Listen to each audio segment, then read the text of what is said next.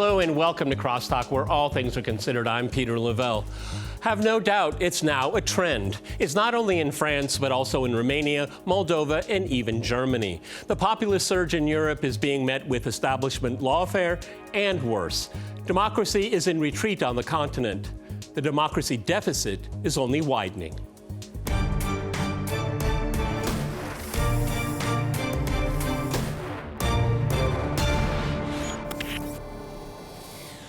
Cross-talking democracy deficit, I'm joined by my guest, John Laughland in Paris. He's a university lecturer in history and political philosophy. In Geneva, we have Guy Mitton. He is a journalist and deputy of the Grand Council of the Regional Parliament of Geneva. And in Greece, we cross to Dimitri Laskaros. He is a lawyer and a freelance journalist. All right, gentlemen, cross-talk rules in effect. That means you can jump anytime you want, and I always appreciate it. John, let me go to you first in Paris. I mean, I mentioned countries, for example, France is big in the news because of the Le Pen story, but also Germany, Moldova.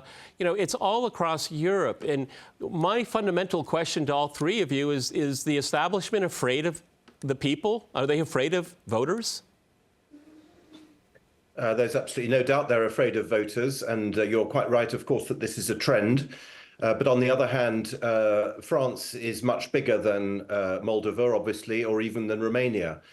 Bigger in terms of population, but bigger, I'm afraid to say, historically. You know, France is the birthplace of the French Revolution, of democracy and so on. So when democracy is closed down, as it was this week by the judicial decision, it's even more momentous, I would say, than the other events you've described.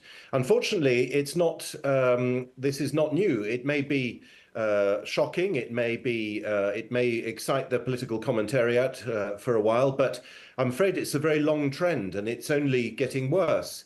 When I say it's a long trend, I'm thinking back to 2005, when France and the Netherlands voted against the European Union constitutional treaty, but that was ignored. Or frankly, back to 1992, when Denmark voted against the Maastricht Treaty, and that was ignored as well. So unfortunately, there's a very long history of this, of either overturning or cancelling or ignoring elections. And in this case, the Le Pen decision is in pure continuity with these previous examples, because one of the most extraordinary things about the ruling is that the judges mentioned the damage that would be done to the European Union if she was allowed to stand for president. Well, this is an admittance that the system is building what the Commission itself, the European Commission itself, calls a European democracy shield to protect itself, as it were, from people who vote the wrong way. And it's an admission that the goal is, of course, to preserve the current European elite protected by the judiciary, by the media, by the universities, by all the other aspects of cultural hegemony, so that indeed no populist politician will be able to have the slightest effect on the system. On the contrary, the system is fighting back. Yeah, Guy, if we can go to you in Geneva, this is a perfect protection racket for the elites. I mean, no one can confront them. They'll be just taken off the ballot. Their election will be refused and damned to the people. I mean, it's really quite extraordinary for a continent that it preaches to the world every single day of the year. Go ahead in Geneva. Yes, I fully agree. I fully agree with what you said and what John said, because even for me, it's really a deep trend, and it's not new, as it has been said.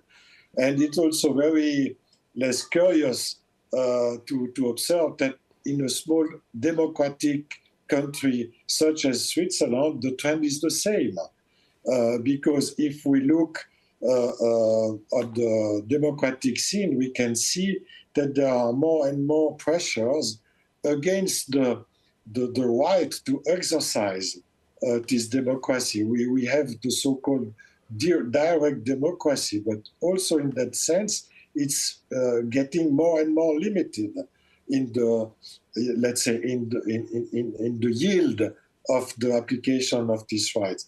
What is also surprising for me, as I am a journalist, that's the limitation of the freedom of expression. Yep. Because we can observe since now, let's say, for me, the difference of the worst step was done in 2013, 2014. But let's say before the Maidan and the Ukrainian first crisis.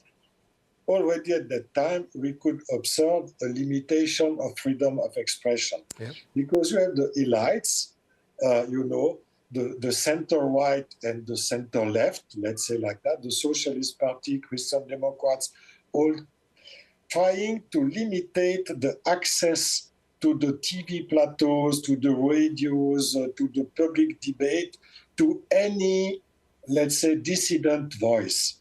Could be from the left, like we can see with the Bündnis, Sarah Wagenknecht Bündnis in Germany or Mélenchon in France, or it could be from the right, the so-called far right, Rassemblement National and other voice. So that's a big trend in that sense. Well, what is happening? Let me go to Dimitri here. It seems to me that the European elites are far more interested in protecting institutions, and they don't want any kind of public input. Protecting institutions that entrench their power. That's exactly right. As Guy pointed out, it's not simply right-wing populists who are in the sights of the European elite. It's also left-wing populists. In Greece, where I am currently, you may all recall that in 2015, after a left-wing party came to power, pledging to fight this vicious austerity program that the ECB and the European Commission and the IMF sought to impose upon Greece, they called a referendum. Former Syriza Prime Minister Alexis Tsipras, although he wasn't particularly inclined to oppose the European elites, the Greek people voted overwhelmingly to reject the austerity demands of the troika of creditors. And what did the troika do? They demanded that they accept an even harsher program of austerity than the voters had rejected. The other point I want to make, Peter, is that this is not a phenomenon that's confined, of course, to Europe. It's a Western phenomenon. As we saw during the last 4 years leading up to the most recent presidential election, the Democrats and the deep state in the United States did everything possible to stop Donald Trump. And I want to be clear, I'm no fan of Donald Trump. But the fact of the matter is that he had a substantial amount of popular support. And the only reason why they failed to stop Donald Trump from running is because the U.S. Constitution allows somebody with criminal convictions, and he now has one, to run nonetheless. But the U.S. Constitution is hanging by a thread. And even the U.S. eventually will go down this path. Yes, and then Europe will even follow further. You know, John, Ursula von der Leyen is a very irritating person for many, many reasons, primarily because she's not very intelligent. But she always is talking about Europe. Well, who is she to Europe?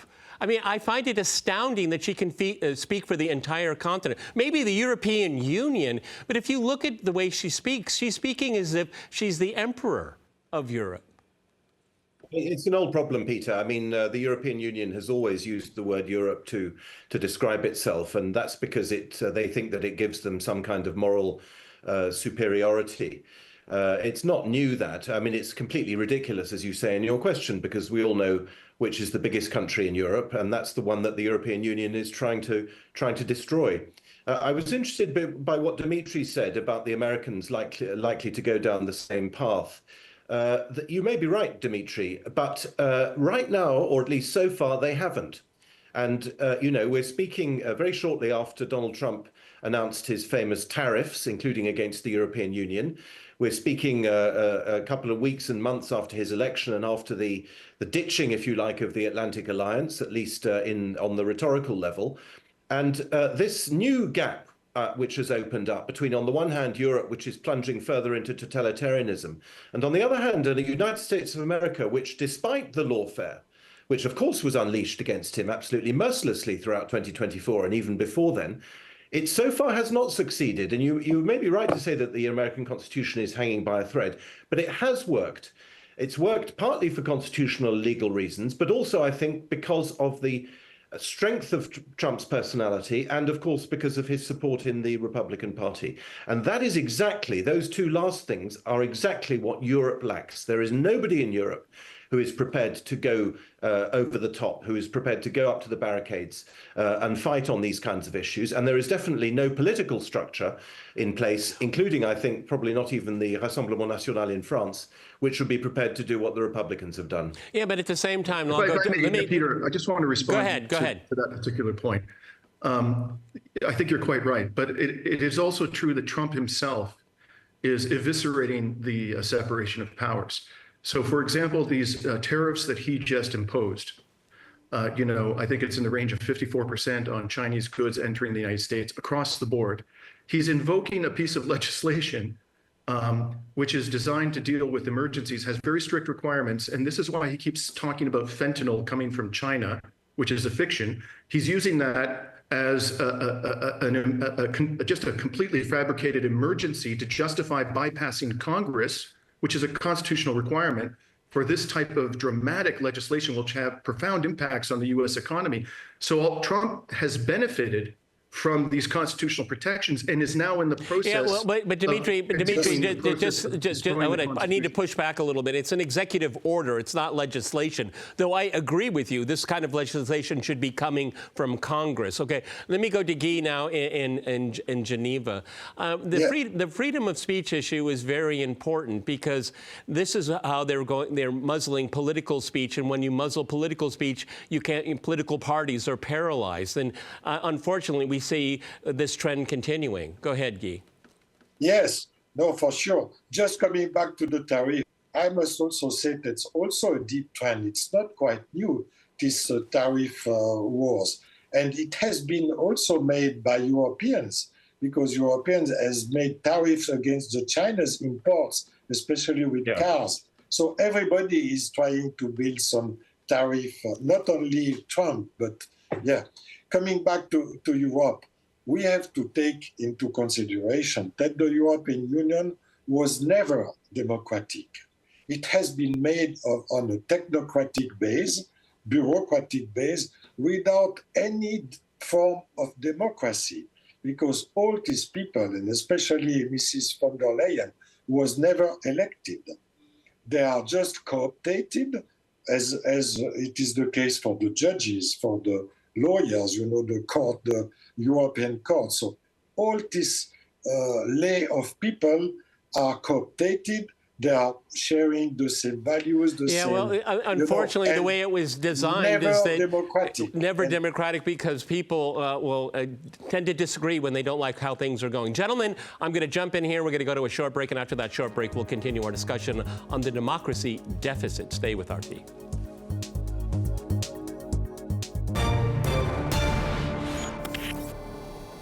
Welcome back to CrossTalk, where all things are considered. I'm Peter Lavelle. To remind you, we're discussing the democracy deficit.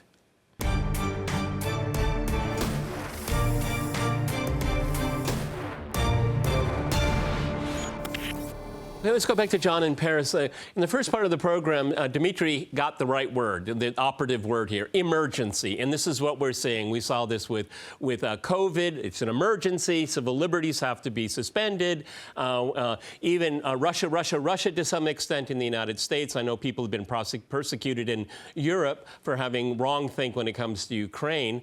And that is even more the case now. I mean, Russiagate in Europe is playing an important role here. Romania, turning into the biggest military base for NATO, is right there on the border of Russia.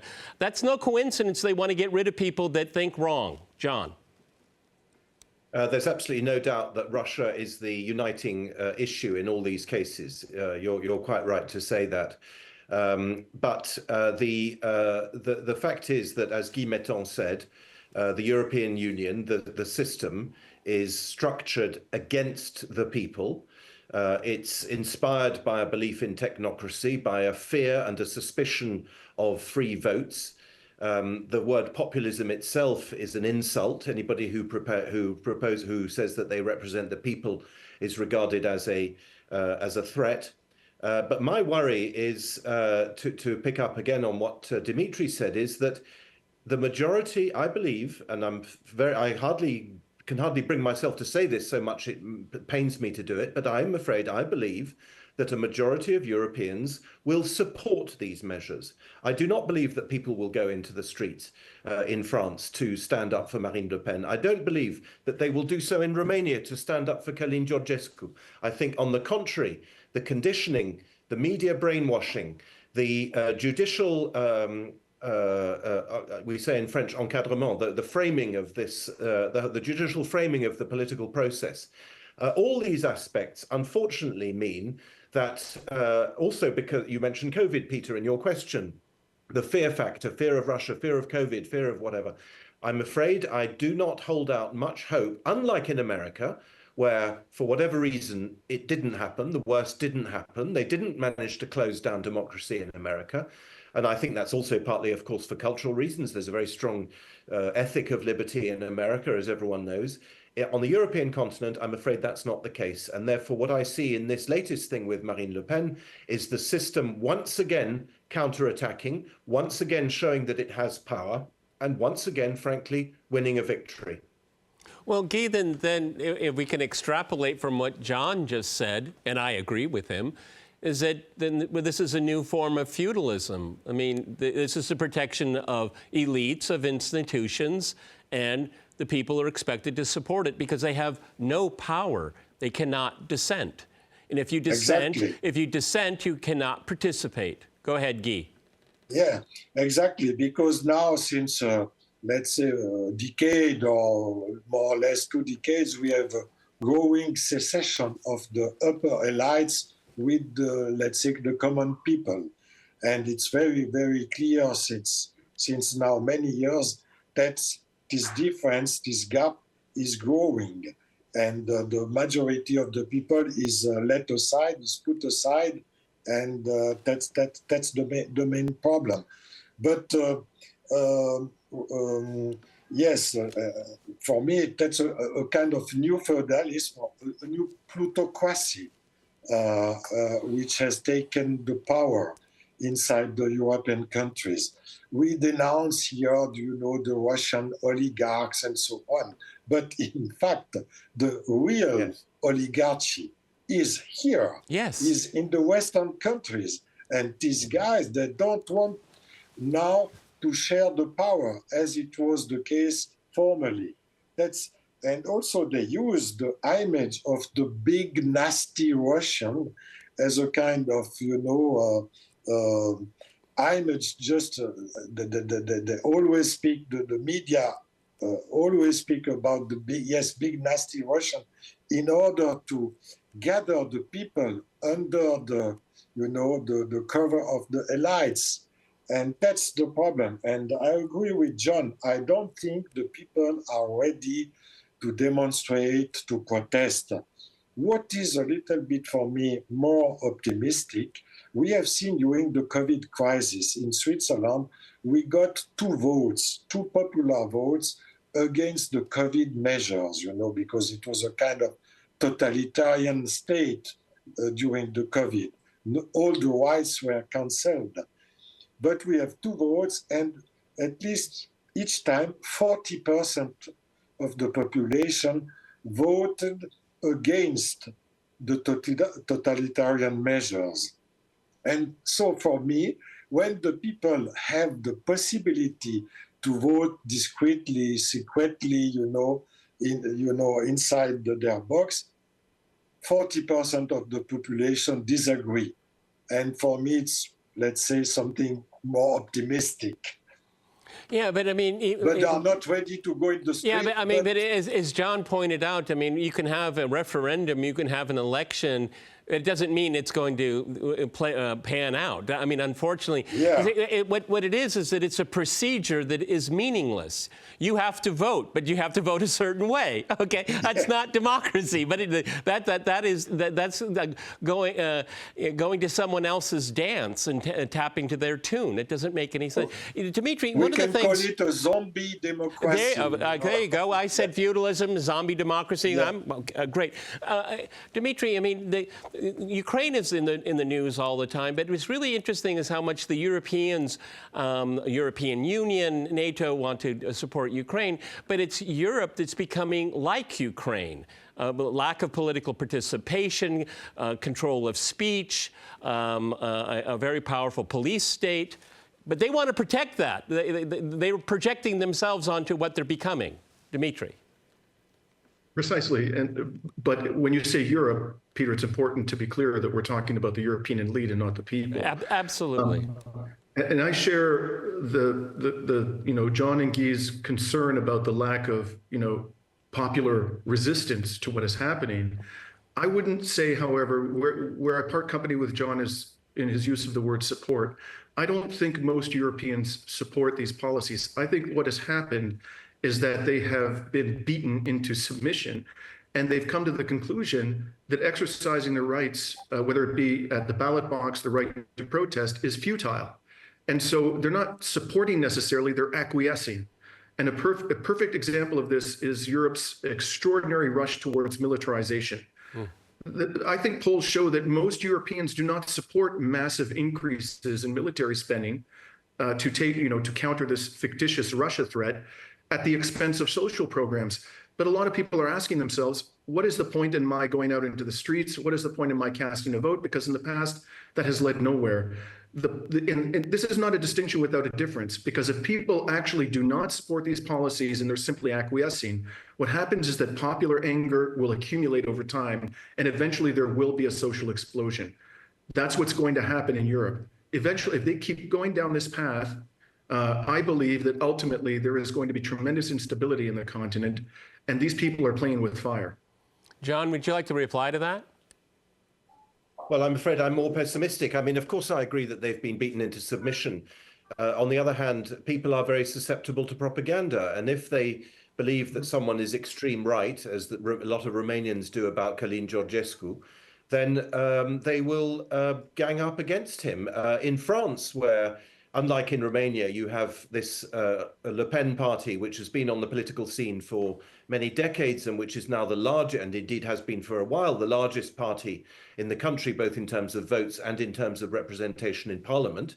It's the biggest party, but the majority, the number of people in France who are against it is greater at the moment, and has been for many years, than the people who are in favor of it. And we saw in last year's general election in France that centrists and extreme leftists preferred to ally with each other and remove themselves from constituencies which were being contested in order to beat the Rassemblement National. And that is a factor which unfortunately is very much still in force. And, yes, maybe anger will build up over time.